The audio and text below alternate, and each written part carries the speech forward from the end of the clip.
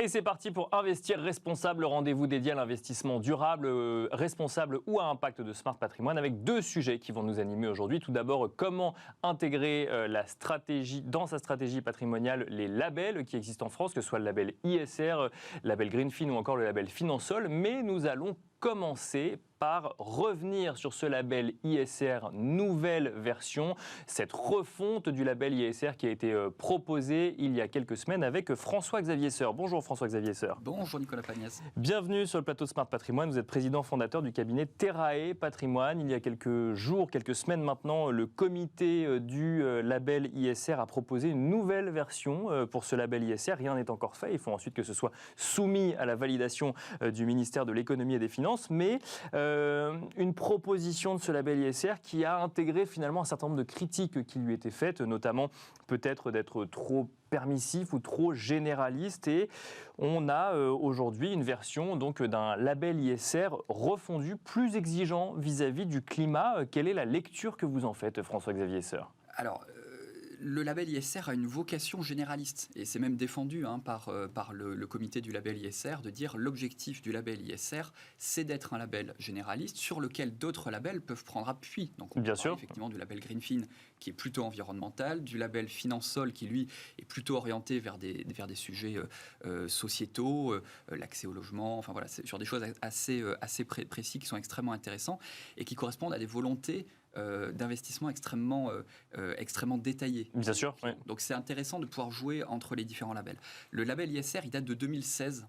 Et il a beaucoup grossi en encours parce que beaucoup de monde a voulu se faire référencer parce que c'est aussi une manne, pour être très clair, pour les sociétés de gestion. Être labellisé ISR, c'est aussi pouvoir dire à son investisseur, si vous venez chez moi, je vais faire en sorte que votre argent ne soit pas placé n'importe comment, et ça correspond aux attentes de beaucoup de monde aujourd'hui. Bien sûr, et c'est une sorte de garantie quelque part de mise en place d'un certain nombre de critères ESG dans sa stratégie d'investissement, ou en tout cas en théorie, après dans la pratique, certaines critiques ont pu être émises sur le label ISR ancienne version. En pratique, Total Energy est la 5e valeur la plus achetée par les sociétés, par les sociétés de gestion qui sont labellisées investissement socialement responsable, et 80% des fonds ont des énergies fossiles, et 50% des fonds labellisés sont des fonds monétaires, quasiment 50%, donc qui ont un impact qui est quasi nul puisque ce sont des obligations à 2-3 mois.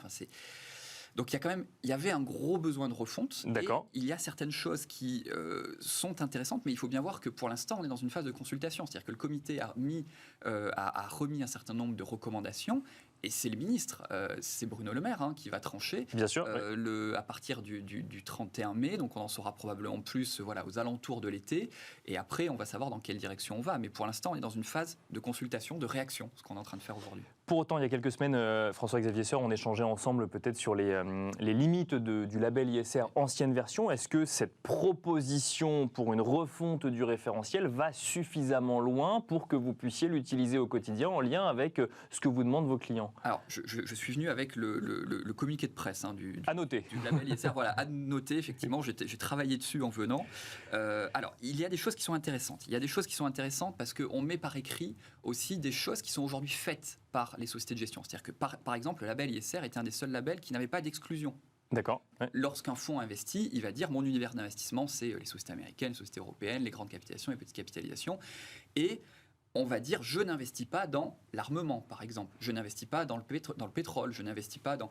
Et donc, il y a un certain nombre d'exclusions qui ont été mises en place. Donc, par exemple, on exclut le charbon maintenant. Alors, quasiment tous les fonds labellisés ISR n'investissaient pas dans le charbon, bien évidemment. Mais au moins, c'est marqué maintenant. C'est marqué noir sur blanc. Du côté social, on n'investit plus, par exemple, dans les armements controversés. Donc ça veut dire que Dassault Aviation, un Rafale, ça passe, puisque un Rafale, ce n'est pas controversé. Ce qui ne va pas passer, c'est les mines antipersonnelles. Voilà, vous voyez, c'est une nuance qui est subtile dans ce qu'on appelle la défense quand on fait quand on investit dedans, c'est de la défense. D'accord. Oui. Sur le plan environnemental, c'est quelque chose qui est extrêmement important. On a exclu les fossiles non conventionnels. Donc ça veut dire qu'on garde le fossile conventionnel. Donc le fossile non conventionnel, c'est quoi ? C'est le pétrole et le gaz qui est le plus dur à exploiter. Puisqu'en fait, le pétrole, lorsqu'il est facile à exploiter, c'est du fossile conventionnel Et c'est moins impactant sur le plan environnemental et sur le plan carbone d'une façon générale. Parce qu'il est moins facile à aller chercher, donc moins émetteur dans la première partie de sa vie. Plus facile à aller chercher, pardon. Oui. Donc il est moins émetteur effectivement de gaz à effet de serre. Donc quand on le sort d'une allocation, on sort le pire du pire. D'accord. Ouais. Mais aujourd'hui, quelqu'un qui veut faire de l'investissement socialement responsable, est-ce qu'il a envie d'avoir des majors pétrolières ? J'en suis pas persuadé, parce que quand même quand les gens viennent nous voir aujourd'hui, ils viennent nous voir beaucoup pour du climat, qu'on le veuille ou non. Donc aujourd'hui, on a augmenté la sélectivité parce que quand on exclut, on est censé exclure les 20% jusqu'à présent des sociétés les moins bien notées sur le plan ESG. On va passer à 30. On apporte des questions en matière de double matérialité. Donc on sort ce qu'on appelle les PAI, donc les principales incidences négatives, c'est-à-dire tout ce qui est lié sur le plan environnemental, tout ce qui est sur le plan social, les controverses. Donc on essaie d'avoir un référentiel commun entre les différentes sociétés de gestion, donc c'est extrêmement important. Et puis ils ont fait quand même quelque chose sur le climat, où on a pour objectif, c'est marqué noir sur blanc, l'objectif c'est d'avoir un plan de transition cohérent avec les objectifs de l'accord de Paris. Donc une société de gestion qui va dire « j'investis dans des sociétés qui sont cohérentes avec l'accord de Paris », il faut que les sociétés dans lesquelles on investit soient cohérentes et soient donc alignées avec l'objectif de baisser 55% leurs émissions de carbone d'ici 2030. Donc c'est un grand pas. Neutre en 2050, c'est un pas énorme, c'est un pas de géant. Mais j'attendais que je me disais. mais il est énorme. Il faut que ça soit suivi des faits. Quand vous allez aujourd'hui sur le site de Total a pour objectif d'être neutre sur le plan carbone en 2050. Est-ce que c'est crédible ? Mais alors là, en fait, on pose une vraie question. C'est la question de l'épargnant qui débarque dans votre bureau ou dans un autre bureau et qui dit « je ne veux pas investir dans telle ou telle entreprise parce que c'est contraire à mes valeurs », face au professionnel de l'investissement qui dit « j'investis dans telle société et j'assure la transition de la société et je suis la transition de cette société ». On est sur deux réalités d'investissement différentes pour le coup. C'est exactement ce que dit le label ISR. Le label ISR dit « on n'a pas vocation à exclure les énergies fossiles, on a vocation à accompagner les sociétés en transition ». Donc, si Total dit réellement « je sors des activités les pires », comme ils ont pu le faire au Canada, ils viennent de vendre leur activité au Canada dans les sables bitumineux, 4,5 milliards d'euros, dont 2 milliards vont être rendus aux actionnaires. Ça aurait été formidable d'avoir Total qui dit « les 4,5 milliards, je vais les récupérer et je les investis à 100% sur les énergies renouvelables ». Ça aurait été un début de quelque chose. C'est intéressant, François-Xavier Sueur, parce qu'on commande ce label ISR, et alors votre référentiel, c'est de regarder si Total Energy rentre ou non dans le scope du label ISR. C'est ce sur quoi demain vous allez être challengé en... C'est une obsession, quasiment, parce que les clients, quand ils viennent nous voir, c'est Total Energy. D'accord. Ouais, ils viennent nous voir en nous disant Total fait ça, Total fait ci. Alors c'est notamment les projets qu'ils peuvent avoir actuellement en Afrique avec ce pipeline qui va traverser des parcs, ce pipeline chauffé qui va permettre de relier jusqu'à la mer et d'alimenter des tankers de façon à ramener le pétrole en Europe. Le projet ICOP, oui, bien sûr. Le fameux, ce sont des choses qui sont extrêmement climaticides et qui inquiètent des personnes. Des personnes qui viennent nous voir avec ces questions-là, on ne peut pas avoir comme unique screening des fonds en tant que conseiller le label ISR.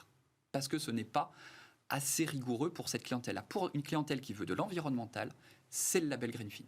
Parce que le label Greenfin, c'est sur l'environnemental qu'il se distingue, c'est 100 fonds et 30 milliards de labellisés. En même temps, les deux sont dans leur rôle. Le label ISR est donc un label généraliste et le label Greenfin un label spécialisé environnement et plus particulièrement climat. Mais le label ISR, c'est le plus connu. C'est celui auquel beaucoup de monde que beaucoup de monde prend comme référence à la fois comme conseiller et à la fois comme investisseur. Et moi, j'aurais aimé que l'intégralité des énergies fossiles sorte du label ISR. Ça aurait été un geste extrêmement fort de la part du comité. Mais après, le comité, il fait ce qu'il peut aussi parce qu'il est soumis à énormément de pression. Et finalement, ce n'est pas le comité qui décide. C'est Bruno Le Maire, encore une fois. Bien sûr, on parle de propositions. On rappelle qu'on parle de propositions. Oui. Rien n'empêche Bruno Le Maire, dans un élan vert, et de dire finalement, on va pousser véritablement vers les énergies renouvelables, l'épargne des Français. On va s'aligner aussi sur une partie taxonomie au niveau européen, parce que ça fait partie aussi des grands textes qu'il y a aujourd'hui, et de dire, allons au-delà des propositions et sortons les énergies fossiles. Un mot, François-Xavier Sueur, sur l'engagement actionnarial, qui est traité également dans cette nouvelle proposition donc, pour une refonte du référentiel. On rappelle donc que vous recevez un client ou une cliente dans votre bureau qui veut investir avec un certain nombre de valeurs. Vous allez sélectionner sélectionner des fonds dans lesquels vous allez pouvoir faire investir l'épargnante ou l'épargnant. Ces fonds peuvent décider d'investir dans des entreprises controversées, accompagner la transition et peuvent même s'engager comme actionnaires pour accélérer potentiellement la stratégie de transition. Là aussi, le label ISR émet quelques règles, donne un cadre finalement sur ce qu'on définit comme l'engagement actionnarial. Exactement. Il faut, et ça pour le coup ça va être marqué noir sur blanc, c'est extrêmement intéressant parce que ça c'est quantitatif. C'est-à-dire qu'on peut le vérifier et c'est pas des engagements, c'est pas des choses où on va donner des dates, où on va vérifier, on est vraiment sur quelque chose qu'on peut quantifier. Il faut voter à 90% des assemblées générales et des résolutions. Donc ça, c'est extrêmement intéressant parce que c'est quantifiable. Moi, aujourd'hui, j'ai des fonds d'investissement, des sociétés de gestion avec qui je travaille. On peut les citer, hein, des financières à l'échiquier, des Rothschild, des Mescart Hamilton, qui sont dans une logique où, par exemple, ils peuvent détenir certains titres de sociétés qui sont en transition, mais vont voter aux assemblées générales pour des résolutions qui vont être en faveur du climat. D'accord. Il y a beaucoup Donc il ne suffit pas juste de dire j'accompagne la transition, c'est qu'il faut le prouver en allant voter effectivement les résolutions qui vont dans le sens de la transition de l'entreprise en question. Absolument. Il faut accompagner. On peut aujourd'hui avoir des sociétés qui ont cette nécessité d'avoir des investissements, d'avoir des investisseurs qui les suivent pour cette transition. Ça serait un mouvement fabuleux si on y arrivait. Et en attendant, on sait que pour finir sur Total, la dernière assemblée générale de Total, les résolutions climat ont perdu à 90% contre 10%. Merci beaucoup François-Xavier Seur d'être venu sur le plateau de Smart Patrimoine. Je rappelle que vous êtes président fondateur du cabinet Terrae Patrimoine. Merci beaucoup. On a passé beaucoup de temps sur le label ISR. On passera un peu plus de temps sur le label Greenfin ou Finansol une autre fois. Merci en tout cas. Merci à vous également. Et on se retrouve tout de suite dans Enjeu Patrimoine.